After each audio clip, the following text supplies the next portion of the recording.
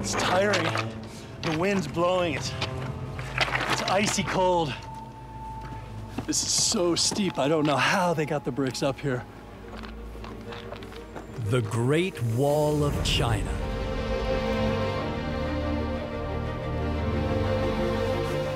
Wow. It's like being on the top of the world. Endless wall, endless watchtowers, all the way to the horizon. It's like nothing you could ever imagine. It's been studied for decades, but now new technology is revealing its secrets like never before. I'm Alan Macca, an archaeologist and expert in ancient civilizations.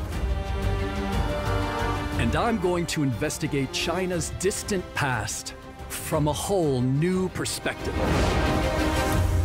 Space. Today, state-of-the-art satellites see the world in stunning detail and reveal hidden archaeology, enabling us to recreate a lost ancient world, invisible to the naked eye.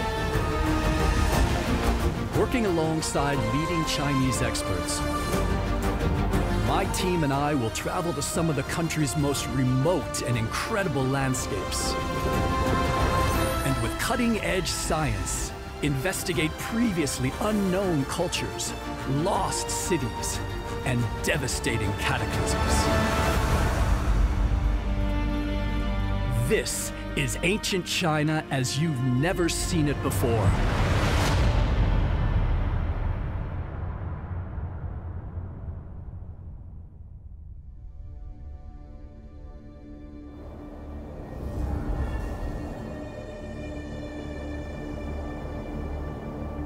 Just outside China's capital, Beijing, 10 million people a year come to marvel at the Great Wall. This is the biggest man-made structure on the planet. But the only way to really see just how vast it is from 500 miles above the Earth. Using satellite images, I'm going to track the Great Wall across towering mountains and remote desert, exploring massive defenses. They will just start raining down fire and arrows from above. Meeting archaeologists as they unearth its ancient past. Oh, this is amazing. You've literally just found these. And revealing its long hidden secrets. Looks really cool. To discover if this great monument could be even bigger and far older than we'd ever thought before.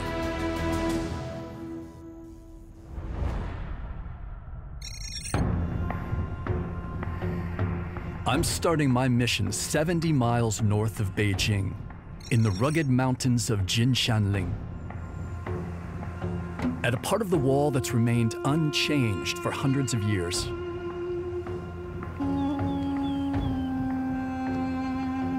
You see pictures of the Great Wall in tourist books, but this is something else.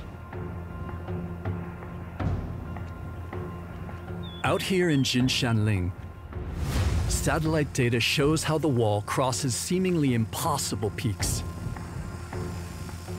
And every few hundred feet, huge stone structures.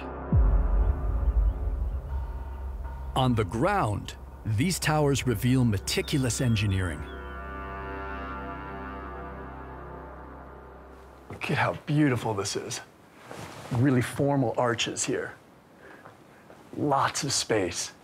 Windows all the way around. You have a 360-degree view over the landscape. It's incredible.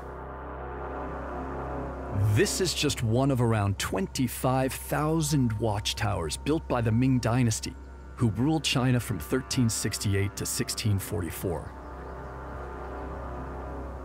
Between the towers, ingenious defenses.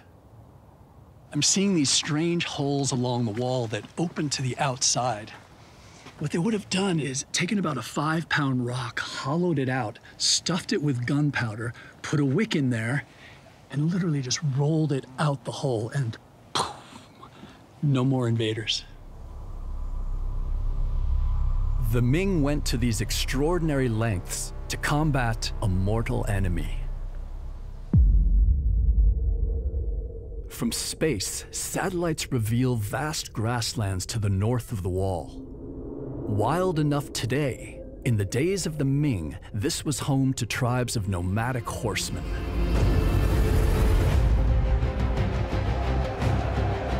The Mongols. These fearsome warriors had been attacking and pillaging China for centuries. The Ming built the Great Wall to keep them out. Now, 600 years later, Chinese experts are using science and technology to reveal its secrets.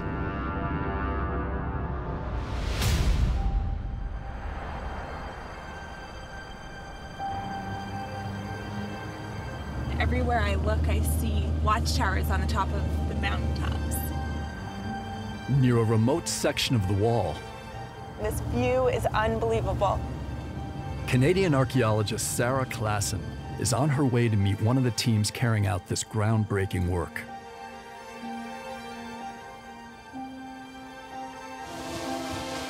Li Jie and Professor Zhang from Tianjin University are using drone data to create a 3D model of the entire Ming Dynasty wall.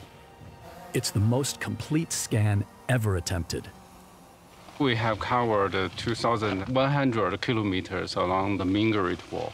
We still have 2,500 kilometers to cover. It's a huge job. Without this technology, doing something like this would not be possible. Just look at the landscape. You'd have to scale up all of those cliffs and map all of these features. It would take decades if it would even be possible at all. The new scans reveal the incredible achievements of the Ming in some of China's most extreme terrain. Even on completely impassable ridges, they still succeeded in erecting towers. Can you show me what you've done here? You can see there's a rampart here, very close to the cliff. They want to stop all the enemies, and a lot of parts of the Great Wall follow the ridge. And within the scans, new discoveries. Li Jie has spotted mysterious openings along the base of the wall. Using his data, I'm heading 120 miles east to investigate. Look at this rugged landscape. And check out this ridge. See the watchtowers up on the ridge? That's where the wall is. So the wall is snaking all the way down to this saddle over here, and that's where I want to go. Today, the wall here has crumbled away, but originally it would have stood as tall as a 3-story house. Wow. Can you imagine? Solid wall all the way down from this ridge. And then all of a sudden there's this door. Clear through the daylight. It's completely baffling. Why would a defensive wall have a doorway running right through it? Yeah, this is a pretty small, compact space right now. But without all this rubble here, this would have been the size of a person. Would have just walked right through here. The crazy thing is, this is not some random hole in the wall. This thing is incredibly well built. Look at all these bricks. This is a perfect, beautifully made arch. So this was planned. And the question is why? Li Jie has found more than 50 of these doors along this part of the wall. And it's thought they could be used by scouts sent out to spy on the enemy. But the data are revealing something else. The ragged edge revealed in this scan isn't a decayed doorway, but the entrance to a hidden tunnel that was once bricked up before being smashed open. This looks really cool.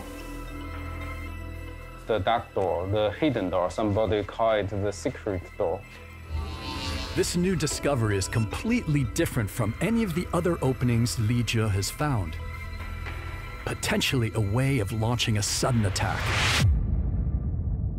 It seems this hidden door is originally sealed by normal bricks.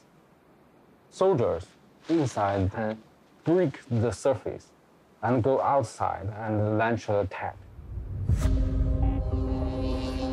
Smashing open this thin layer of bricks allowed the Ming forces to ambush the enemy. Before Li Jie's discovery, experts had no idea these hidden tunnels even existed. It's an incredible find. We cannot imagine that before. You know, all of this makes me astonished.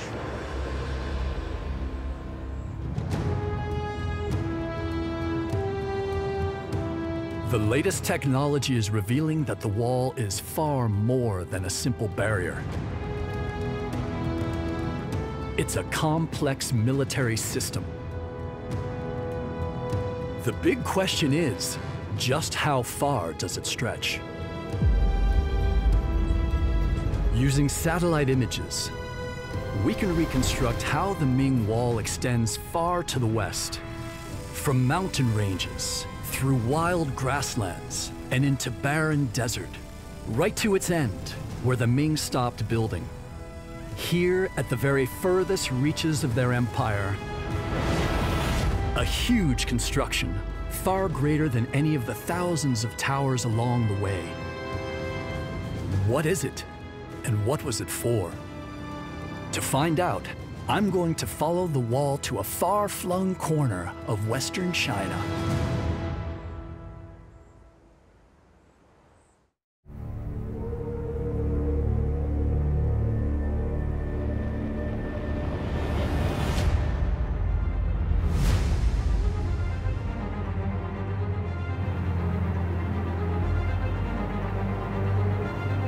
I'm investigating the secrets of one of the world's greatest ancient icons. Using satellite data, I've tracked the Great Wall all the way from the mountains east of Beijing to the Gobi Desert, a 500,000 square mile expanse in the far northwest of China.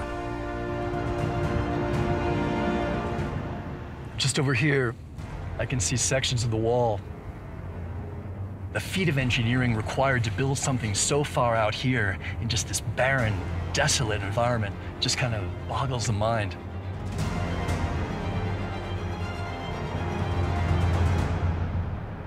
After hours following the wall, something massive emerges from the desert haze.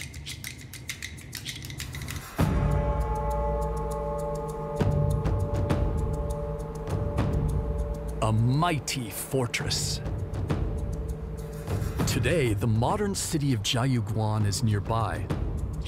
But 600 years ago, this fortress would have stood alone in a desolate wilderness.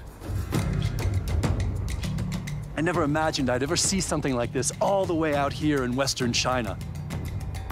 The Great Wall terminates in the mountains just a few miles south of here, making this incredible structure the wall's final gateway. The last fortress at the furthest edge of the Ming Dynasty's vast empire. Look at how massive this is. This rivals any gate or battlement anywhere in the world at this time. Here, you really get a sense of the ambition, the engineering, and the immense power of the Ming. A deep moat, walls up to 36 feet high, and watchtowers on every corner form 3 layers of defense. And even if the enemy does make it inside, there are traps designed to create devastating kill zones.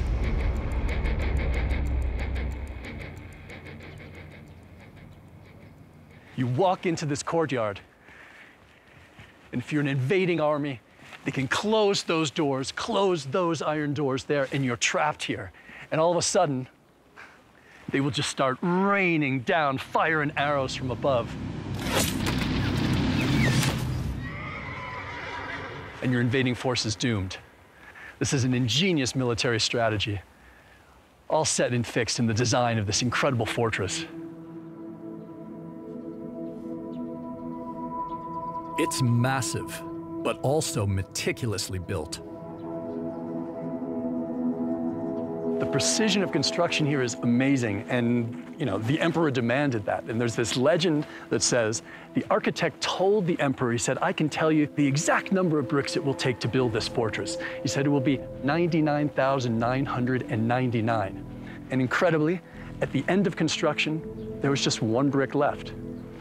And that brick is set over there on that little ledge as a kind of mini monument to the incredible precision and design of this fortress.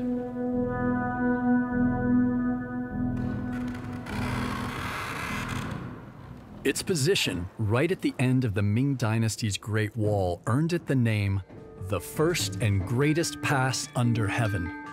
But this fortress is just one small part of a mega structure like nothing else on Earth. Just one end of their Great Wall of China.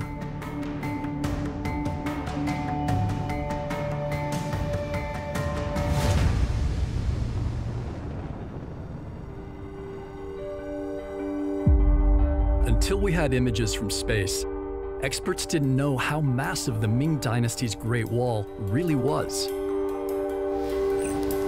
But now, Chinese experts have calculated it's 5,500 miles long. That's over 1,500 miles more than previously thought, and long enough to stretch from New York to Los Angeles and all the way back again.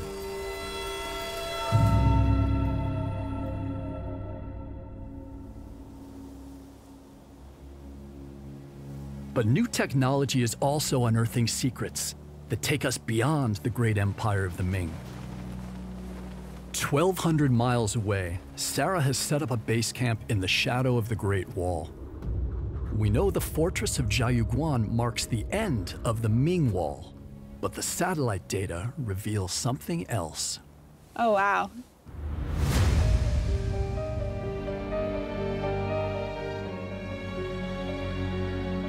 Chinese experts have told Sarah about another section even further into the desert. If I zoom in on the satellite imagery, I can see that this part of the wall is much more eroded than other parts of the wall. So that might suggest that it's older than the parts of the wall built during the Ming Dynasty. This wall stretches far beyond the Ming fortress, continuing west for hundreds of miles.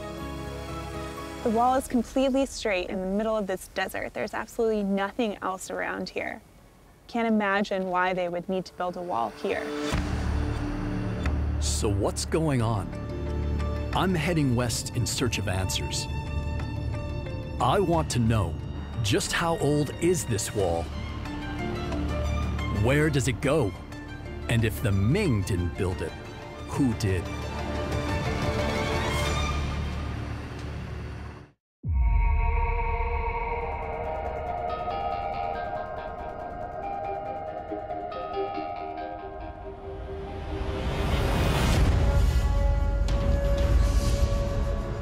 I'm now more than 230 miles west of the fortress of Jiayuguan.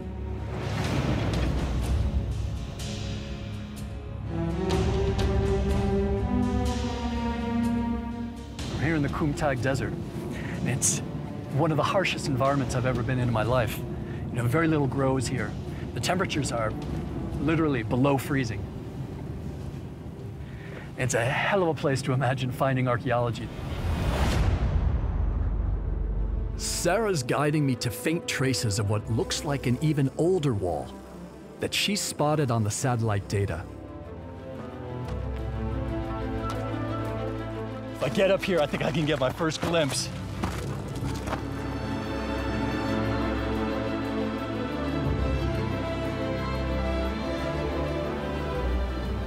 Wow, this is cool, and it's not exactly what I expected. And it looks kind of primitive. Want to see more, want to get up closer.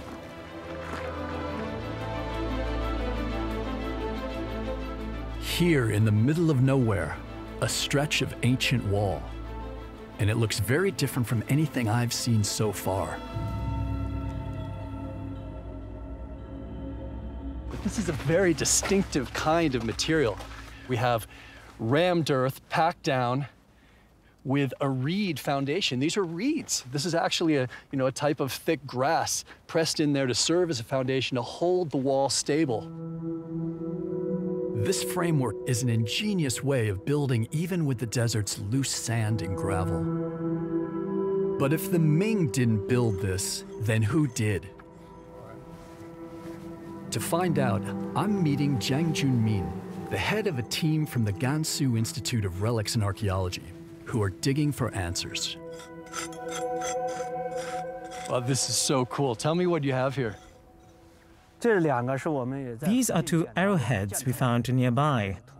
One is bronze and one is iron. You can see it's still sharp. I've never seen this shape to an arrowhead before, where it's basically three-sided like this. And is that common? We found lots of these along the wall in this area. These arrowheads are very typical of the Han dynasty.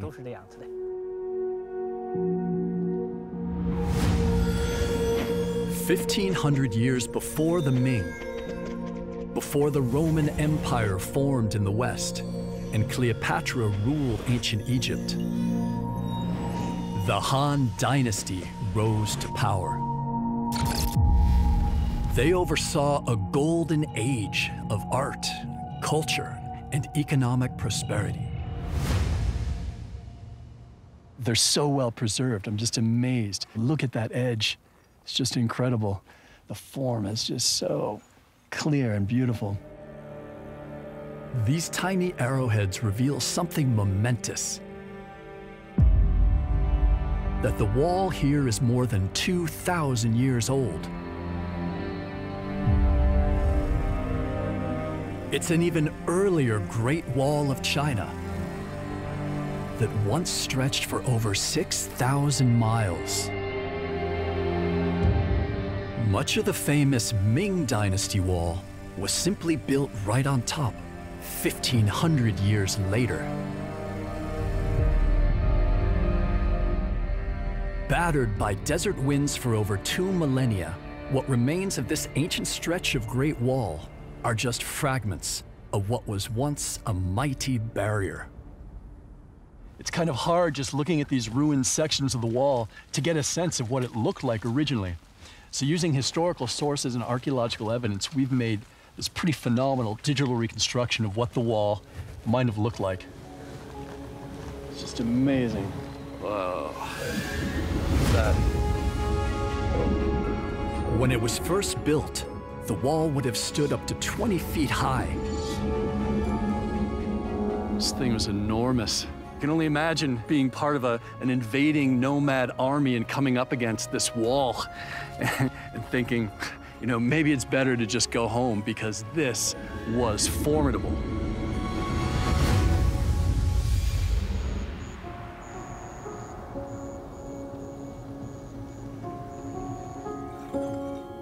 Then, another discovery, just unearthed from the desert sands, that suggests the wall was about more than just defending Chinese territory. We found this coin nearby. It's a Wuzhou coin from the Han dynasty. Oh, this is amazing. You've literally just found these. It may be they were left here by merchants.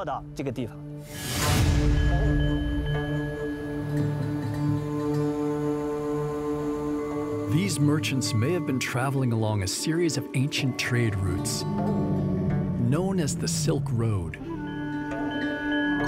Established by the Han, the Silk Road stretched from China through Central Asia and India to modern-day Turkey, Egypt, Arabia, and Rome. It brought huge wealth to China and had to be defended at all costs. So the Great Wall was not just about protecting the empire, it also served to protect China's gateway to this vital artery of global trade. But there's something else intriguing here. Alongside the wall, more ancient remains. Rising from the desert, a mysterious eroded structure.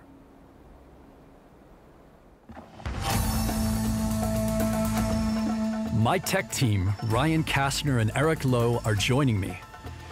And working with experts from Peking University, we're going to investigate.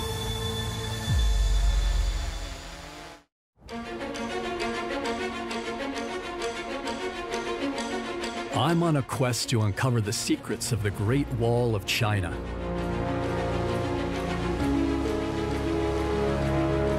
And my tech team is working with researchers Ma Li, Wu Yunan, and Ma Qinglong from Peking University to investigate what seems to be a mysterious tower built near an ancient section of wall. So they're flying the drone now. We're going to first do sort of a lawnmower pattern over the top to get the aerial view of the tower there.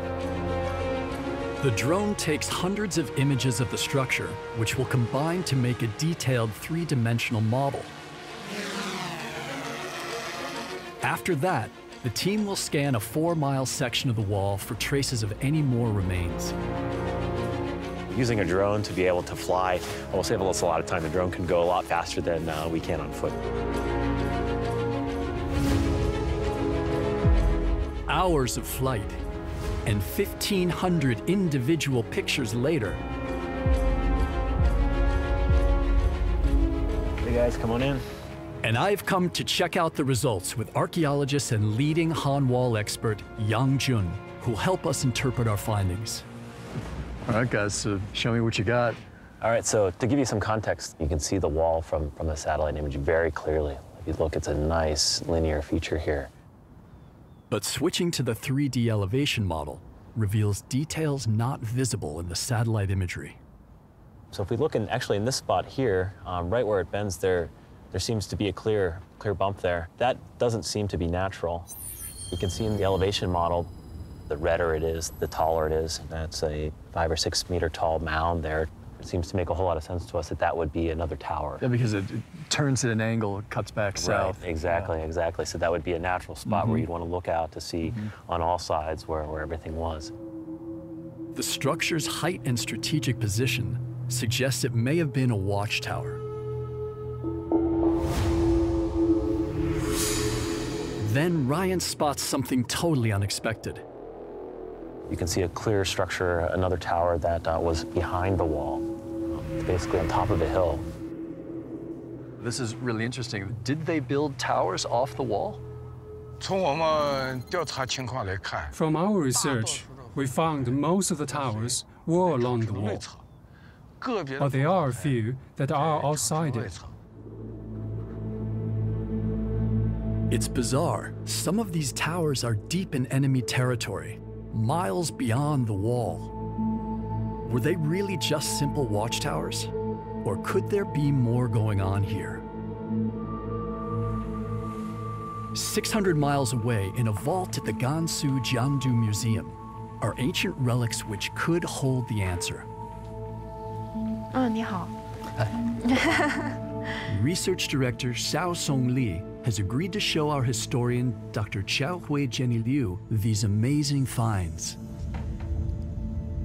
These are wooden slips. They're about the length of a ruler. The wood looks well preserved. On it, you have these writings in ink. Very fine writing. Buried in the desert for 2,000 years, these slips were unearthed in what was once the office of a military commander, and they contain instructions for soldiers stationed at the towers. Okay, they're really hard to make out. Well, first of all, on the very top, there's one dot that tells you that's the beginning of the rules, and then the first two characters is 匈奴. 这两个是匈奴, that means the Huns. The Huns were feared nomadic horsemen who roamed the northern grasslands 1,000 years before the Mongols. So the rule here is talking about what you should do when the Huns come into the border. 举风衣，翻衣吉星，侯上烟衣。 Okay, so the next characters say you must raise a flag on the pole. 举风，然后呢？ Raising this flag, a marker known as a peng, could only have one purpose: to signal other towers. And there are even rules for what to do at night when flags can't be seen. By night, start a fire on top of a tower. 勿觉至明。 And do not put it out until the morning. All towers that see this light should also light, and it goes all the way down the defense line until it reaches the commandery where the soldiers are. 匈奴人入塞. And the slips even contain instructions on how to signal how many enemies were attacking. So let's say you have more than 1,000 Huns, and that's what they've cited. There's a very specific signal that they must send so that without words, the commandery would know that there are 1,000 brides coming towards us.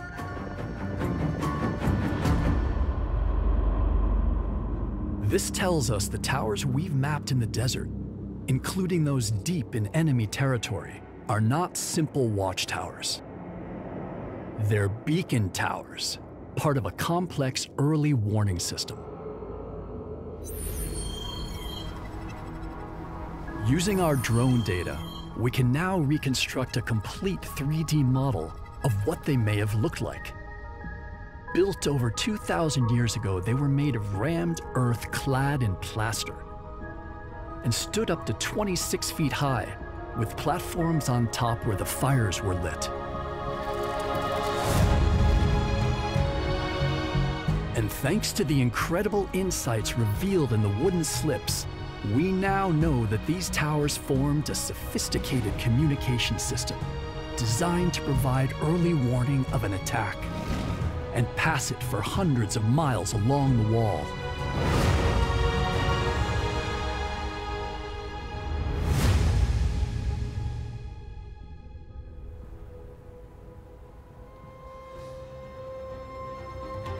What the Han created is remarkable, but were they the first to build a defensive wall to protect their empire?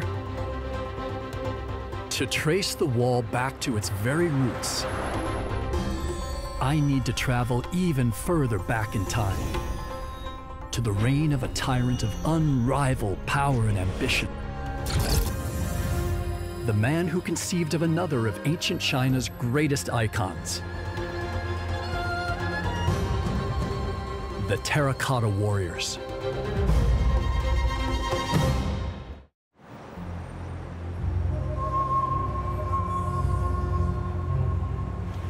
I'm in the city of Xi'an. Having traveled over 1,000 miles from the deserts of the far northwest, this was once the ancient capital of China. I want to trace the origins of the Great Wall, but to do that, I need to go back in time to the formation of China itself and explore the story of China's first emperor. I'm starting out with his most famous creation, the Terracotta Warriors.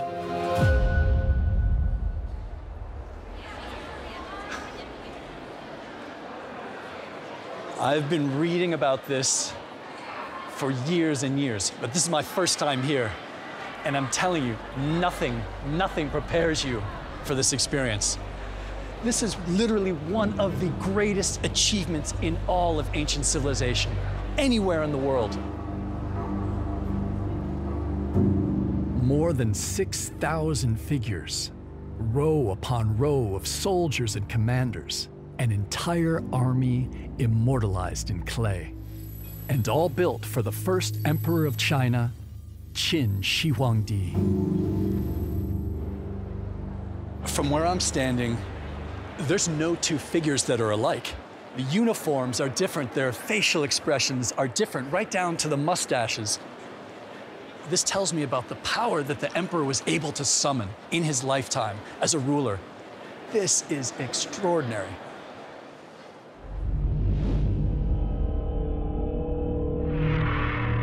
From space, we can see that the huge hangar that shelters the Terracotta Army is just one tiny part of his massive mausoleum complex. And at its center is this. Hidden within this strange-looking hill is the emperor's tomb. It's never been opened. Archaeologists don't yet know how to excavate it without destroying the contents. But I'm meeting Dr. Jiang Weixing, who's been using seismic scanning technology to glimpse what lies beneath. What do you know about what's in there? We know there's a huge burial chamber under the earth. It's 160 by 140 meters in size and 30 meters deep. And within that, there's a huge 9-level platform. Ancient texts say the tomb contains a replica of the cosmos, with pearls as stars, rivers of liquid mercury, and even deadly booby traps. It sounds far-fetched, but Professor Jiang has found evidence that suggests there may be some truth to the legends. We found some unusual things. When we scanned, we detected very high levels of mercury in the air. So we know there is mercury inside the huge burial chamber. Wow, holy smokes.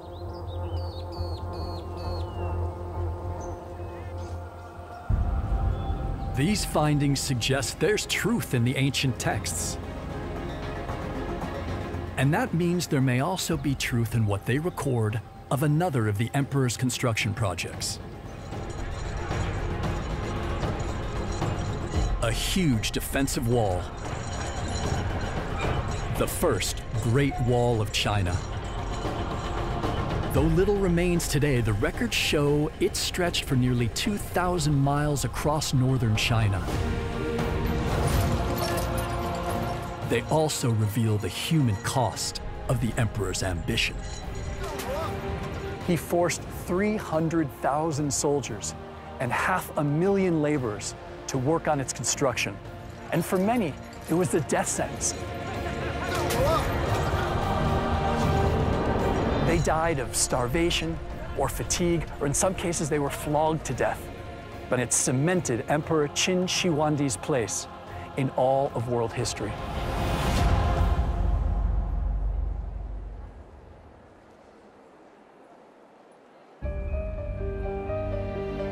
After an incredible journey spanning thousands of miles and reaching far into the past, I'm nearing the end of my quest.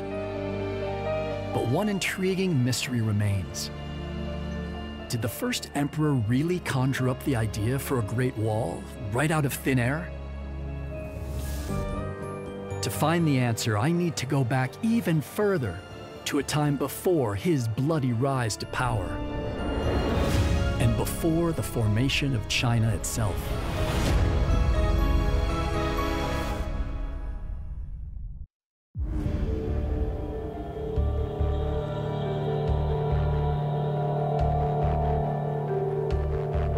I want to investigate one final mystery surrounding the Great Wall of China.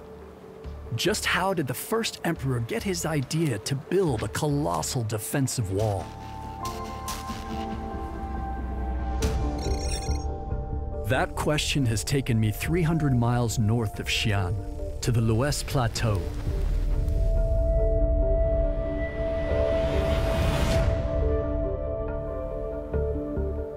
I'm following satellite images to mysterious lines of rocks and steep earth banks, the remains of a primitive and clearly ancient wall.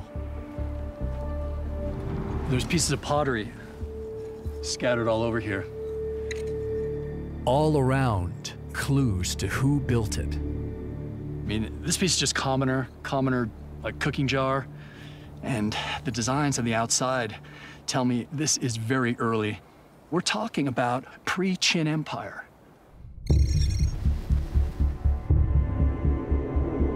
2,200 years ago, at a time before the first emperor came to power, China was divided into 7 warring states. To protect their territories, each state built their own defensive walls. Incredibly, these are the remains of a wall built before the formation of China itself. This is pretty cool.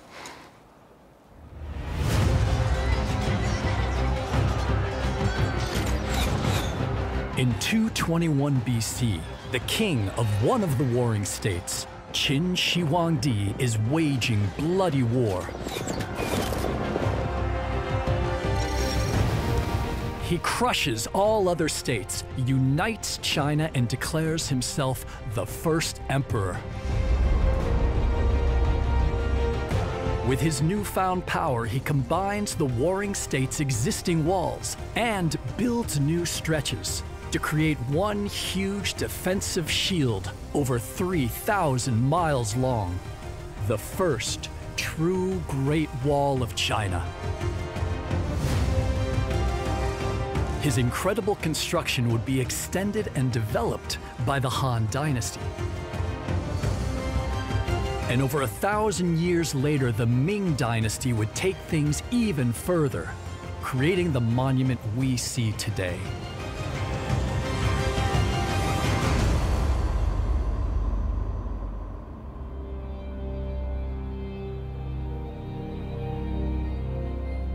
The Great Wall was not one single thing.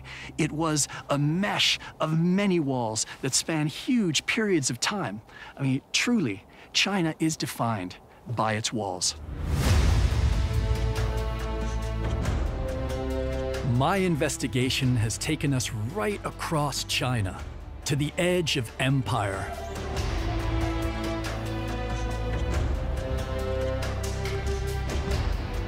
I've tracked the Great Wall back to its very roots, more than 2,200 years ago, and revealed how it's not one wall, but many, that evolved over the centuries into an astonishing military masterpiece. We always knew it was big, but now, using the latest satellite imagery and cutting-edge technology, Chinese archaeologists are revealing that this world icon is even greater than we ever imagined. It's more than twice as long as previously thought, spanning 13,000 miles, long enough to stretch halfway around the Earth.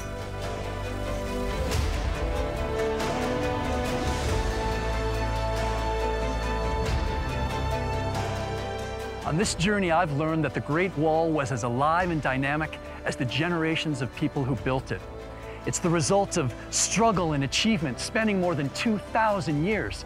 It's not just an enduring symbol of ancient China. It's the story of China itself.